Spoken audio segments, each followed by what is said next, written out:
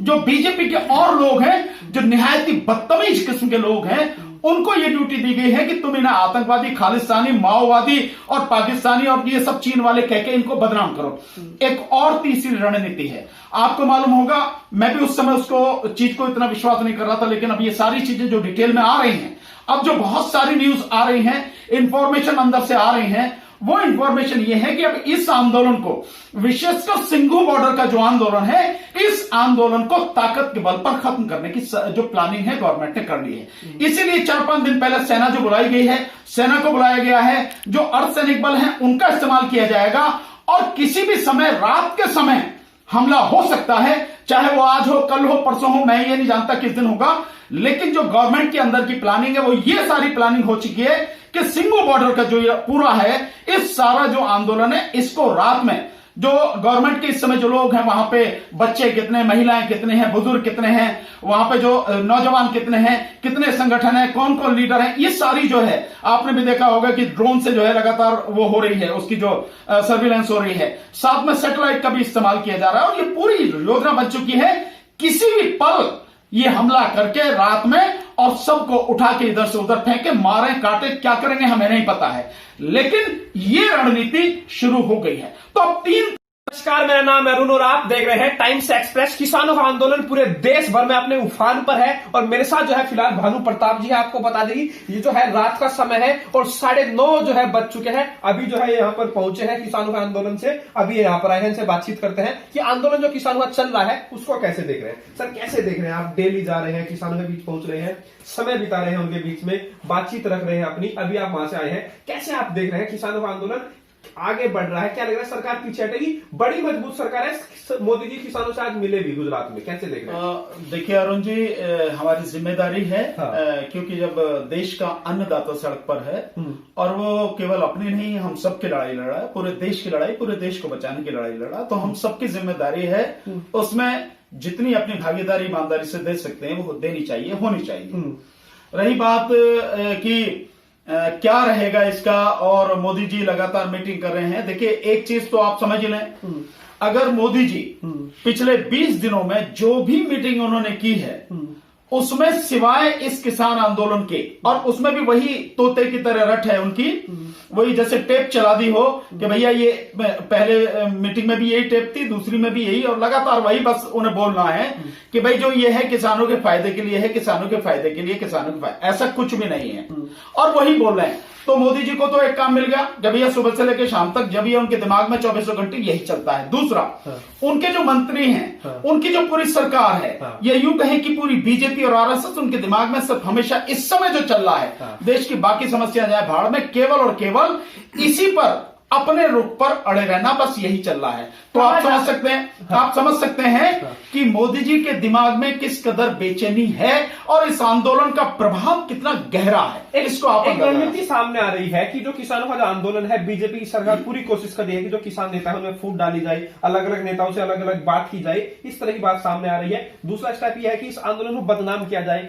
पाकिस्तानी, खालिस्तानी, आतंकवादी, इस तरह के जो है तमके दिए जा रहे हैं। और जो बीजेपी की जो नेता है साध्वी प्रज्ञा ठाकुर, उन्होंने कहा कि ये तो किसान है ही नहीं, ये तो सब जो है कांग्रेसी है, वामपंथी है, इस तरह के आरोप लगाए जा रहे हैं, और चाइना से फंडिंग आ रही है, ऐसे आरोप लग रहे हैं। देखिए कैसे आप देख रहे हैं? आतंकवादी कहा जा रहा है, प्रज्ञा ठाकुर कह रही है कि देखिए प्रज्ञा ठाकुर ऐसे जो लोग हैं, इनके विषय में चर्चा ही करना बेकार है। ये तो पूरी बीजेपी की आईटी सेल और बीजेपी के सारे लोग, और ऐसे लोग जो पूरी बदतमीजी से बोल सकते हैं, गाली देके बोल सकते हैं, किसी को अपमानित कर सकते हैं, ऐसे सारे के सारे लोग अब इस काम पर लगा दिए गए हैं कि आपको जो कहना है अब इनको बदनाम करना है, तो इसीलिए उनको आतंकवादी कहा जा रहा है। सर किसानों की इससे ज्यादा तौहीन और क्या होगी कि उसको? नहीं, ये तौहीन किसानों की नहीं है, हाँ।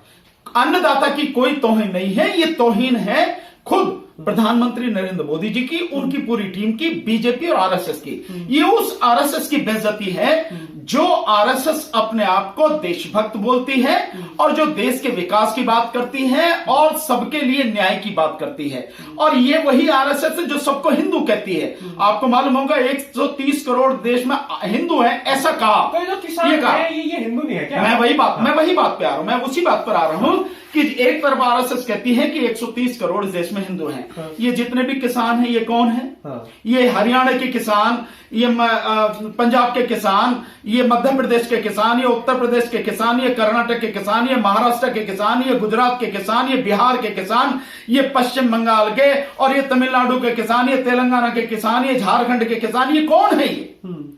ये हिंदू नहीं है क्या? या आपने मान रखा है कि पंजाब के हैं तो ये सिख ही हैं और इनको सबक सिखा के रहेंगे? ये सारी चीजें हैं, बाकी की किसी को आप नहीं मान रहे। ये सभी लोग हिंदू ही तो हैं तुम्हारे हिसाब से। मेरी बात छोड़िए आप, पर मैं तुम्हारे हिसाब से कह रहा हूं कि आरएसएस के जो प्रमुख कहते हैं कि इतने हिंदू हैं तो तुम्हारे हिसाब से हिंदू हैं, तो फिर हिंदू होकर तुम हिंदुओं पर अत्याचार कर रहे हो। यही है आपका हिंदुइज्म कि आप हिंदू होकर हिंदुओं पर अत्याचार कर रहे हो और उनको बदनाम कर रहे हो, उनको आतंकवादी कह रहे हो। एक तरफ आप उन्हें आतंकवादी कह रहे हैं, एक तरफ बदनाम किया जा रहा है। देखिए साजिश इसकी बड़ी भयानक है, मैं आपको बता रहा हूं। केवल अब रणनीति ये नहीं है, हाँ। अब रणनीति बड़ी अलग हो गई है। मैं आपको चीजें इसको डिटेल में बता रहा हूं। एक रणनीति ये है इसकी बीजेपी की कि किसानों में जाके, प्रधानमंत्री किसानों में जाए या किसी भी मीटिंग में जाए, चाहे फिक्की की मीटिंग में जाए, किस में जाए, वहां पे ये बताएं कि ये जो कानून है तीनों, इन तीनों कानूनों से किसानों को कितना फायदा है, कितना जो है उनको लाभ होने वाला है। दूसरे जो बीजेपी के और लोग हैं, जो निहायत ही बदतमीज किस्म के लोग हैं, उनको ये ड्यूटी दी गई है कि तुम इन्हें आतंकवादी, खालिस्तानी, माओवादी और पाकिस्तानी और ये सब चीन वाले कह के इनको बदनाम करो। एक और तीसरी रणनीति है, आपको मालूम होगा, मैं भी उस समय उसको चीज को इतना विश्वास नहीं कर रहा था, लेकिन अब ये सारी चीजें जो डिटेल में आ रही हैं, अब जो बहुत सारी न्यूज आ रही हैं, इंफॉर्मेशन अंदर से आ रही हैं, वो इंफॉर्मेशन ये है कि अब इस आंदोलन को, विशेषकर सिंघू बॉर्डर का जो आंदोलन है, इस आंदोलन को ताकत के बल पर खत्म करने की जो प्लानिंग है गवर्नमेंट ने कर ली है। इसीलिए 4-5 दिन पहले सेना जो बुलाई गई है, सेना को बुलाया गया है, जो अर्धसैनिक बल है उनका इस्तेमाल किया जाएगा और किसी भी समय, रात के समय हमला हो सकता है, चाहे वो आज हो, कल हो, परसों हो, मैं ये नहीं जानता किस दिन होगा। लेकिन जो गवर्नमेंट के अंदर की प्लानिंग है वो ये सारी प्लानिंग हो चुकी है कि सिंघू बॉर्डर का जो पूरा है, इस सारा जो आंदोलन है, इसको रात में जो गवर्नमेंट के इस समय जो लोग हैं, वहां पे बच्चे कितने, महिलाएं कितने हैं, बुजुर्ग कितने हैं, वहां पे जो नौजवान कितने हैं, कितने संगठन हैं, कौन कौन लीडर हैं, ये सारी जो है आपने भी देखा होगा कि ड्रोन से जो है लगातार वो हो रही है, उसकी जो सर्विलेंस हो रही है, साथ में सैटेलाइट का भी इस्तेमाल किया जा रहा है और ये पूरी योजना बन चुकी है। किसी भी पल ये हमला करके रात में और सबको उठा के इधर से उधर फेंके, मारे, काटे, क्या करेंगे हमें नहीं पता है, लेकिन ये रणनीति शुरू हो गई है। तो अब 3 तरह से इस आंदोलन को, चौथा और मैं आपको बता रहा हूं, चौथा ये है कि कुछ इन्होंने अपने ही तरफ से खड़े कर दिए हैं लोग, जिनको कोई किसान संगठन का नेता बताया जाता है कि ये उस किसान संगठन के, उनके टीवी में बिठाया जाता है, कृषि मंत्री से मिलते हैं, जबकि उनका कोई लेना देना नहीं है, कोई संगठन नहीं है, कुछ नहीं है, वो बीजेपी समर्थक वही लोग हैं। वो जैसे हर समय कम बात करते हैं, इनका यही होता है कि भाई इन संगठन को तोड़ो। लेकिन जितने जत्थीबंदी, जितने इसमें जो संगठन हैं, किसानों के 550 के लगभग जो संगठन है, जो पहले दिन थे, आज भी वो सारे के सारे एकजुट हैं, एक मत है, पूरी तरह से एक मुट्ठी की तरह बंधे हुए हैं, उनमें से कोई भी इधर से उधर नहीं है। और ये सरकार जो ये कोशिश कर रही है कि ये टूट जाएगी, सरकार तोड़ नहीं पाएगी किसी हालत में भी। सरकार जो किसान है उनके बीच में दरार डालने में कभी सफल नहीं हो सकती है, लेकिन सरकार ये लगातार कोशिश कर रही है। तो 4 चीजें होगी, प्रधानमंत्री वहां मीटिंग कर रहे हैं, मंत्री जो है वो और मीटिंग कर रहे हैं, कृषि मंत्री इस तरह की मीटिंग कर रहे हैं कि ये संगठन आके कह रहे हैं भाई हमारा ये जो बिल है, तीनों जो कानून है ये बहुत बढ़िया है और इससे किसानों को फायदा होगा, संगठन हमारे साथ आ रहे हैं। ठीक है।